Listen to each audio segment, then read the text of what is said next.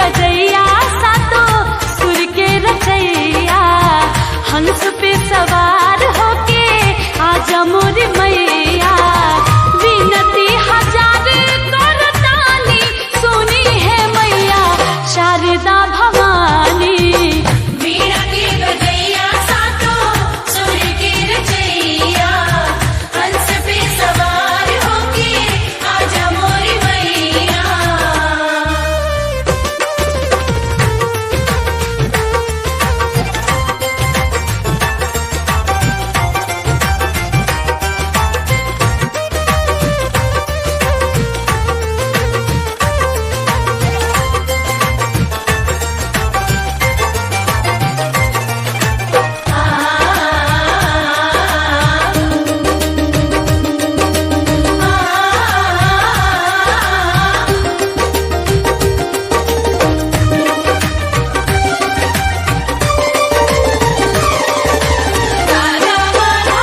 जेकरा पमाई राउर कृपा हो जाला, गुणी और ज्ञानी बनी जग में पुजाला।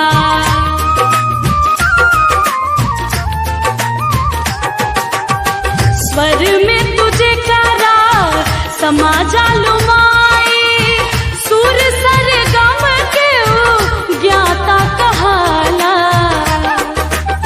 मूर्खों भी बन जाला ज्ञानी सुनी है मैया शारदा भवानी।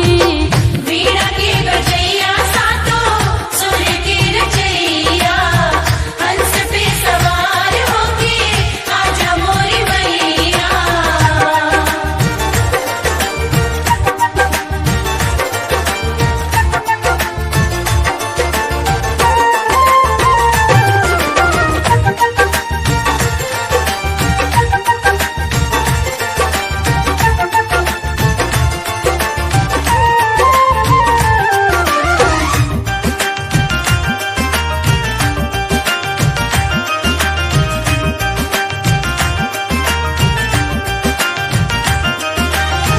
सूरदास कालिदास के कवि बनैलू, वाल्मीकि जी से तू रामायण लिखवैलू।